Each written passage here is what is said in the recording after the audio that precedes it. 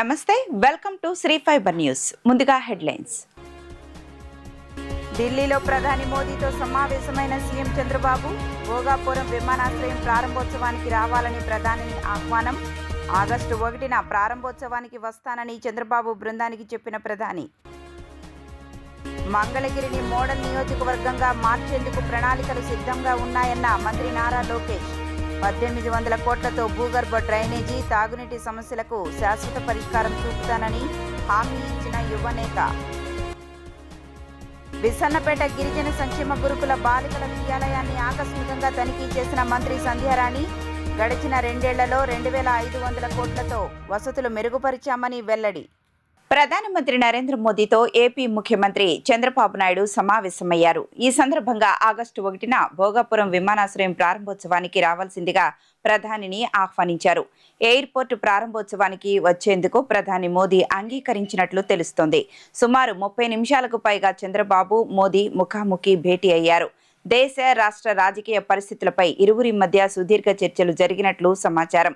చంద్రబాబుతో పాటు కేంద్ర మంత్రులు రామ్మోహన్ నాయుడు, శ్రీనివాస్ వర్మ, ఎంపీలు లావు శ్రీకృష్ణ దేవరాయలు, కలిశెట్టి అప్పలనాయుడు కూడా ప్రధానిని కలిశారు. మంగళగిరి నియోజకవర్గ ప్రజల దశాబ్దాల కలను కూటమి ప్రభుత్వం నెరవేరుస్తోందని మంత్రి నారా లోకేష్ అన్నారు. రాష్ట్రమంతా ఈ నియోజకవర్గం వైపు చూసేలా అభివృద్ధి చేసి చూపిస్తానని ఆయన భరోసా ఇచ్చారు. మన ఇల్లు మన లోకేష్ కార్యక్రమంలో భాగంగా 2వ రోజు మంగళగిరి, తాడేపల్లి మండలాలకు చెందిన సుమారు 3000 మంది లబ్ధిదారులకు శాశ్వత ఇంటి పట్టాలను పంపిణీ చేశారు. ఈ సందర్భంగా ఆయన మాట్లాడుతూ ప్రజలు తనపై ఉంచిన నమ్మకాన్ని నిలబెట్టుకుంటానని, ఇచ్చిన ప్రతి హామీని నెరవేర్చేందుకు శక్తివంచన లేకుండా కృషి చేస్తానని స్పష్టం చేశారు. భారీ మెజారిటీతోనే భారీ అభివృద్ధి. ఈ ఎన్నికల్లో ప్రజలు తనకు 91,000 ఓట్ల భారీ మెజారిటీ కట్టబెట్టారని, ఆ విజయమే తనకు పెద్ద ఎత్తున అభివృద్ధి పనులు చేసేందుకు కొండంత బలాన్ని ఇస్తోందని లోకేష్ అన్నారు. మీరిచ్చిన ఈ అఖండ విజయం వల్లే నేను కేంద్రంలోని పెద్దలతో మాట్లాడి నిధులు తీసుకురాగలుగుతున్నానని, మంగళగిరి ప్రజలే నా కుటుంబమని, ఇక్కడ తనకు సొంత అక్కా చెల్లెళ్ళు లేకపోయినా మీ అందరినీ చూస్తుంటే తన సొంత వారిని చూసినట్లే ఉంటుందని ఆయన భావోద్వేగంగా ప్రసంగించారు. రాష్ట్ర గిరిజన సంక్షేమ శాఖ మంత్రి గుమ్మిడి సంధ్యారాణి ఎన్టీఆర్ జిల్లా విసన్నపేట మండలం కొండపర్వలోని గిరిజన సంక్షేమ గురుకుల బాలికల విద్యాలయాన్ని ఆకస్మికంగా తనిఖీ చేశారు. ఈ పర్యటనలో ఆమె స్థానిక ఎమ్మెల్యే కొలికపూడి శ్రీనివాసరావుతో కలిసి విద్యార్థులకు వడ్డించిన మధ్యాహ్న భోజనాన్ని పరిశీలించి వారితో పాటు భోజనం చేశారు. పాఠశాలలోని తరగతి గదులు, వసతి గృహాలను పరిశీలించి విద్యార్థులకు అందుతున్న సౌకర్యాలు, వసతులపై ఆరా తీశారు. కొండపర్వలోని గిరిజన సంక్షేమ గురుకుల బాలికల విద్యాలయాన్ని ఆకస్మికంగా తనిఖీ చేసిన అనంతరం ఆమె విలేకరులతో మాట్లాడుతూ గతంలో ఎన్నడూ లేని విధంగా విద్యార్థులకు ప్లేట్లు, గ్లాసులు, బెడ్షీట్లు, ట్రంక్ బాక్సులను ప్రభుత్వం అందజేస్తోందని ఆమె తెలిపారు. కూటమి ప్రభుత్వం అధికారంలోకి వచ్చిన 2 ఏళ్లలో గిరిజన సంక్షేమ శాఖకు 2500 కోట్లను హాస్టళ్ల నిర్మాణం, మౌలిక వసతుల కల్పనకు కేటాయించినట్లు వెల్లడించారు. విద్యాశాఖ మంత్రి నారా లోకేష్ నేతృత్వంలో విద్యార్థుల చదువుల్లో పెను మార్పులు వచ్చాయని, వారు బాగా చదవాలన్న లక్ష్యంతో ప్రభుత్వం పనిచేస్తోందని కొనియాడారు. జీవో నంబర్ 3పై గిరిజనులు ఎదుర్కొంటున్న ఇబ్బందులపై స్పందిస్తూ గిరిజనులకే ఉద్యోగాలు దక్కేలా ప్రభుత్వం కృషి చేస్తుందని భరోసానిచ్చారు. బడుగు బలహీన వర్గాల పిల్లల ఉన్నత చదువులకు భరోసా ఇస్తూ కూటమి ప్రభుత్వం ప్రతిష్టాత్మకంగా అమలు చేస్తున్న తల్లికి వందనం పథకం 2వ ఏడాది నిధులను విజయవంతంగా జమ చేసిందని టీడీపీ పొలిట్ బ్యూరో సభ్యులు కాల్వ శ్రీనివాసులు తెలిపారు. రాష్ట్రంలోని 67.47 లక్షల మంది విద్యార్థుల చదువుల కోసం 10,120 కోట్లను నేరుగా 42.70 లక్షల మంది తల్లుల ఖాతాల్లో జమ చేశామని ఆయన వెల్లడించారు. మంగళగిరిలోని టీడీపీ కేంద్ర కార్యాలయంలో ఏర్పాటు చేసిన మీడియా సమావేశంలో టీడీపీ పొలిట్ బ్యూరో సభ్యులు కాల్వ శ్రీనివాసులు మాట్లాడుతూ ముఖ్యమంత్రి చంద్రబాబు నాయుడు, విద్యాశాఖ మంత్రి నారా లోకేష్ ఆధ్వర్యంలో ఎలాంటి అవినీతికి తావు లేకుండా ఈ ప్రక్రియ పూర్తి చేస్తామన్నారు. ఇంట్లో ఎంతమంది పిల్లలున్నా వర్తింపు. గత ప్రభుత్వంలో ఒక ఇంట్లో ఒక్కరికి మాత్రమే పథకం వర్తించేదని, దానివల్ల 2-3 పిల్లలున్న నిరుపేద కుటుంబాలు ఇబ్బంది పడ్డాయని గుర్తు చేశారు. కానీ కూటమి ప్రభుత్వం ఇచ్చిన మాట ప్రకారం ఇంట్లో ఎంతమంది పిల్లలు చదువుతుంటే అంతమందికి తల్లికి వందనం పథకాన్ని వర్తింపజేస్తున్నామని స్పష్టం చేశారు. ఎన్నికల్లో ఇచ్చిన సూపర్ 6 హామీలను అధికారంలోకి వచ్చిన వెంటనే అమలు చేస్తూ ప్రజల విశ్వాసాన్ని నిలబెట్టుకున్నామని అన్నారు. దీనికి తోడుగా ముఖ్యమంత్రి చంద్రబాబు పెద్ద మనసుతో అదనంగా 17,000 మంది అంగన్వాడీల పిల్లలకు కూడా ఈ పథకాన్ని వర్తింపచేశారని తెలిపారు. మొత్తం 67,47,190 మంది విద్యార్థులకు 10,120 కోట్ల రూపాయల తల్లికి వందనం డబ్బులు సుమారు 42,70,842 మంది తల్లుల ఖాతాల్లో జమ చేయడం జరుగుతూ ఉంది. అంటే ఇంత పెద్ద మొత్తం నేరుగా తల్లుల ఖాతాల్లో జమ చేస్తున్న ప్రభుత్వం చంద్రబాబు నాయుడు గారి నాయకత్వంలో ఆంధ్రప్రదేశ్ రాష్ట్రంలో నడుస్తున్న కూటమి ప్రభుత్వమే అని మేము గర్వంగా చెప్పుకుంటా ఉన్నాం. ఎందుకంటే నిరుపేద విద్యార్థులు వారి తల్లిదండ్రులకు 2-3 పిల్లలున్న సందర్భాల్లో కొంతమంది చదువుకు దూరమయ్యే ప్రమాదం ఉండేది. కానీ ఎంతమంది పిల్లల్ని బడికి పంపిస్తే అంతమందికి తల్లికి వందనం డబ్బులు ఇస్తామని ఎన్నికల్లో సూపర్ 6లో భాగంగా ఇచ్చిన హామీ మేరకు నిక్కచ్చిగా ఆ హామీని నిబద్ధతతో అమలు చేస్తున్న ప్రభుత్వం చంద్రబాబు నాయుడు గారి ప్రభుత్వం. దీనికి లక్షలాది మంది పేద కుటుంబాలకు సంబంధించిన తల్లులు చంద్రబాబు నాయుడు గారికి చేతులెత్తి మొక్కుతూ ఉన్నారు. మేము గ్రామాలకు పోయినప్పుడు, ఎందుకంటే 2 ఏళ్లలో ఇది 2వ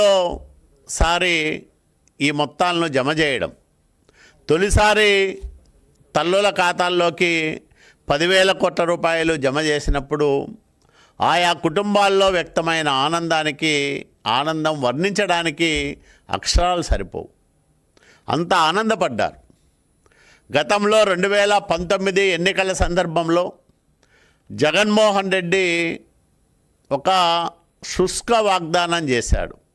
ఆయన కుటుంబ సభ్యులు ప్రజల మధ్యకి వెళ్ళి మీ ఇంట్లో ఎంతమంది పిల్లలుంటే అంతమంది పిల్లలకు అమ్మఒడి ఇస్తామని నమ్మబలికి ఓట్లేయించుకొని అధికారంలోకి వచ్చిన తర్వాత ఆ తల్లులకు వెన్నుపోటు పొడిచిన వ్యక్తి వైసీపీ అధినేత జగన్మోహన్ రెడ్డి.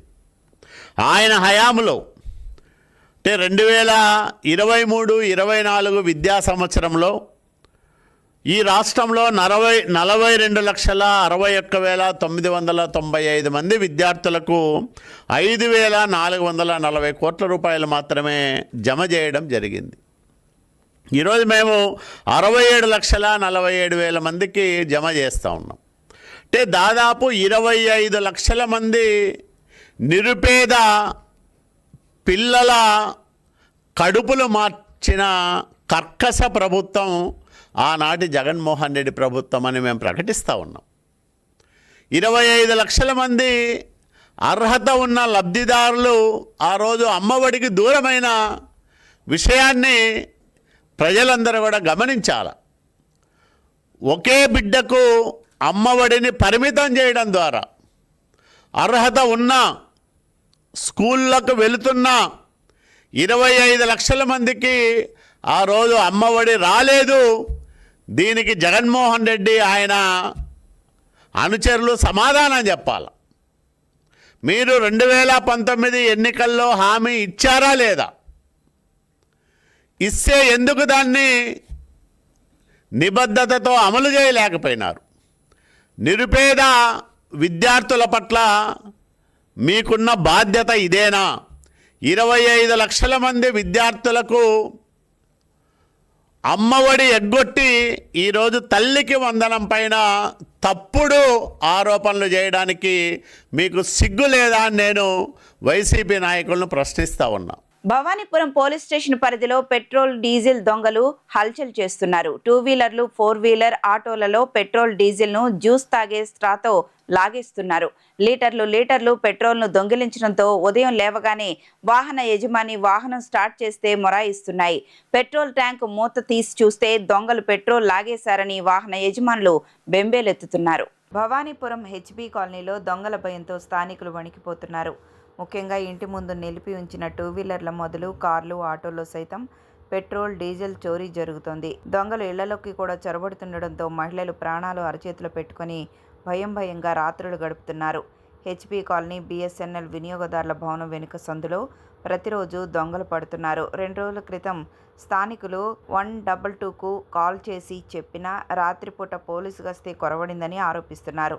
ప్రజలకు భద్రతా భరోసా కల్పిస్తూ రాత్రిపూట గస్తీని ముమ్మరం చేయాలని Bhavanipuram police station CI K ఉమామహేశ్వరరావుని స్థానికులు కోరుకుంటున్నారు. ఉత్తరాంధ్ర కళలకు రెక్కలు తొడిగేలా నిర్మించిన అల్లూరి సీతారామరాజు అంతర్జాతీయ విమానాశ్రయం రాష్ట్రానికి లాజిస్టిక్స్ కేంద్రంగా గ్లోబల్ కనెక్టివిటీని అందిస్తుందని సీఎం చంద్రబాబు పేర్కొన్నారు. విమానాశ్రయంతో పాటు ఏఐ డేటా సెంటర్లు, రేర్ ఎర్త్ మినరల్స్ వంటి ఖనిజాలు ఉత్తరాంధ్ర ముఖ చిత్రాన్ని మారుస్తాయని తెలిపారు. భోగాపురం విమానాశ్రయం ప్రారంభోత్సవ ఏర్పాట్లపై ఉన్నతాధికారులు, ప్రజాప్రతినిధులతో సీఎం చంద్రబాబు టెలికాన్ఫరెన్స్ నిర్వహించారు. ఆయన మాట్లాడుతూ ప్రధాని మోదీ చేతుల మీదుగా ప్రారంభమయ్యే విమానాశ్రయం ఉత్తరాంధ్రకు గ్రోత్ ఇంజిన్గా మారనుందన్నారు. Airport, passenger terminal, aviation university, skill development centre, aviation hub, edu సిటీలను ప్రధాని ప్రారంభించబోతున్నారని, ఈ వేడుకలను అత్యంత వైభవంగా నిర్వహించాలన్నారు. రాబోయే 9 రోజుల పాటు ఉత్తరాంధ్రలోని ప్రతి ఇంటా ప్రారంభోత్సవ స్ఫూర్తి చేరాలన్నారు.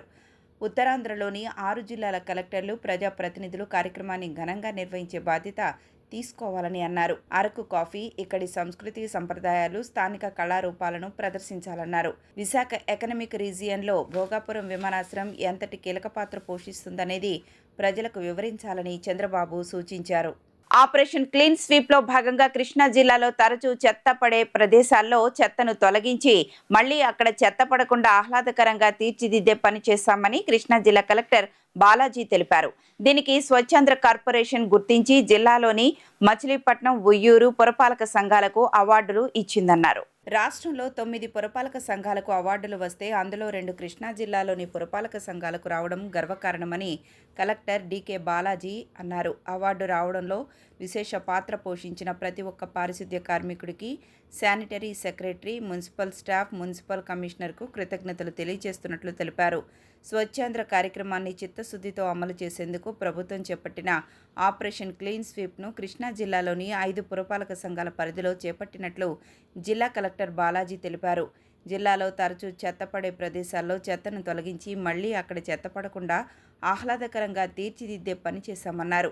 ఈ పనిలో భాగంగా జాబితాను తయారు చేసి బ్లాక్ స్పాట్స్ను గుర్తించి దానికి కారణాలను విశ్లేషించి ఆహ్లాదకర ప్రాంతంగా అభివృద్ధి చేశామన్నారు.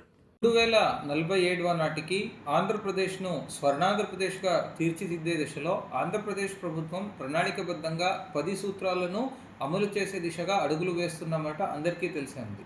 ఆ 10 సూత్రాలలో స్వచ్ఛాంధ్ర అనేది ఒక కీలకమైన సూత్రం.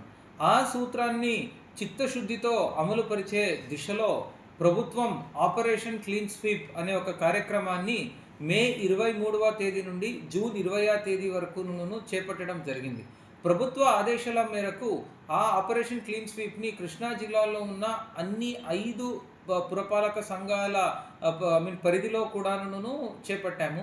కృష్ణా జిల్లాలో ప్రత్యేకంగా దృష్టి పెట్టిన అంశం ఏంటి అంటే converting black spots to green spots. అంటే తరచూ చెత్త పడే ప్రదేశాలని ఆ చెత్తని తొలగిస్తూ దాన్ని బ్యూటిఫై చేసి మళ్ళీ అక్కడ చెత్త పడకుండా చూసుకుంటూ ఆ ప్రదేశాన్ని ఒక ఆహ్లాదకరమైన ప్రదేశంగా తీర్చిదిద్దే పనిని ఒక ప్రత్యేకంగా కృష్ణా జిల్లాలో చేపట్టడం జరిగింది. యాక్చువల్లీ ఈ పనిలో భాగంగా మొట్టమొదటిగా ప్రతి పురపాలక సంఘ పరిధిలో ఏ బ్లాక్ స్పాట్స్ ఉన్నాయి అనేది ఫస్ట్ మేము జాబితా తయారు చేసుకున్నాము.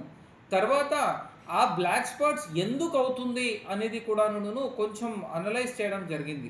అంటే డోర్ టు డోర్ కలెక్షన్ జరగకపోవడం వల్ల జరుగుతుందా, లేదు డోర్ టు డోర్ ఉన్నప్పటికీ కూడా ప్రజలు అక్కడ అలవాటైపోయారని జరుగుతుందా అని ఇలా పలు రకాలుగా ఒక విశ్లేషించిన తర్వాత అక్కడ ఉన్న న్యూన్యతలన్నీ కూడాను సరిచేసిన పిమ్మట అక్కడ చెత్తని నివారిస్తూ మళ్ళీ అక్కడ వాళ్ళు చెత్త వేయకూడదు అంటే ప్రజలకి అక్కడ ఒక ఆహ్లాదకరమైన వాతావరణం ఏర్పాటు చేయాలి. అది ఒక పెయింటింగ్ ఉండొచ్చు, ఒక మొక్కలు ఉండొచ్చు, బెంచ్ ఉండొచ్చు, కళ్ళాపి చల్లి ముగ్గులు పెట్టడం ఉండొచ్చు.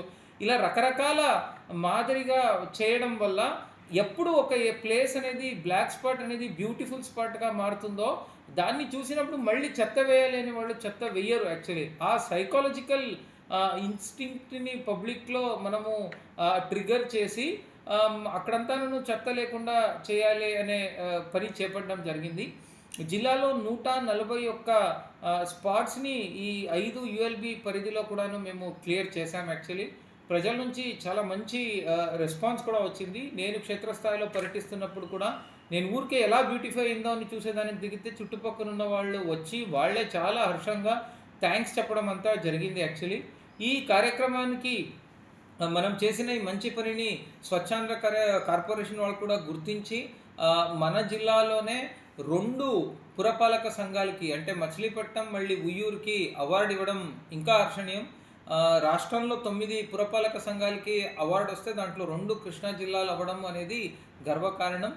ఈ పనికి తోడ్పాటైన ప్రతి ఒక్క శానిటరీ వర్కర్కి, ప్రతి ఒక్క శానిటేషన్ సెక్రటరీకి, మున్సిపల్ స్టాఫ్కి, మున్సిపల్ కమిషనర్స్కి అందరికీ కూడా నేను కృతజ్ఞతలు తెలియజేస్తున్నాను. Thank you. మెగా డిఎస్సిపై అసత్య ప్రచారాలతో డిఎస్సి అభ్యర్థుల జీవితాలతో వైసీపీ చెలగాటమాడుతోందని ఎమ్మెల్సీ భూమిరెడ్డి రామ్గోపాల్ రెడ్డి విమర్శించారు. మెగా డిఎస్సి నియామకాలపై ఒక్క తప్పు జరిగినా బహిరంగ చర్చకు సిద్ధమని సవాల్ విసిరిన వైసీపీ వెనక్కి తగ్గిందన్నారు. మెగా డిఎస్సి నారా లోకేష్ ముద్ర అయితే మెగా డ్రామా తాడేపల్లి ప్యాలెస్ మార్కుగా మారిందని ఎద్దేవా చేశారు. టీడీపీ కేంద్ర కార్యాలయంలో నిర్వహించిన మీడియా సమావేశంలో ఎమ్మెల్సీ భూమిరెడ్డి రామ్గోపాల్ రెడ్డి మాట్లాడుతూ విద్యాశాఖ మంత్రి నారా లోకేష్ ఆధ్వర్యంలో 16,347 ఉపాధ్యాయ పోస్టులతో మెగా డిఎస్సిని పారదర్శకంగా నిర్వహించారని అన్నారు. మెగా డిఎస్సిపై వైసీపీ చేసిన ఆరోపణలకు ఎలాంటి ఆధారాలు లేవని, సిబిఐ విచారణ కోరుతూ దాఖలైన పిటిషన్ను కూడా హైకోర్టులో వెనక్కి తీసుకున్నారని తెలిపారు. నిరుద్యోగ యువతలో అనుమానాలు సృష్టించే ప్రయత్నం వైసీపీ చేస్తుందని విమర్శిస్తూ ఉద్యోగాలు సాధించిన యువతను రాజకీయాలకు బలి చేయొద్దని ఆయన వ్యాఖ్యానించారు. విద్యా వ్యవస్థలో సంస్కరణలు తీసుకొని రావాలని, విద్యా వ్యవస్థను బలోపేతం చేయాలనే ఒక సదుద్దేశంతో లోకేష్ గారు మెగా డిఎస్సి నిర్వహించి 16,000 పైచిలకు ఉపాధ్యాయ పోస్టులను భర్తీ చేయడం జరిగింది.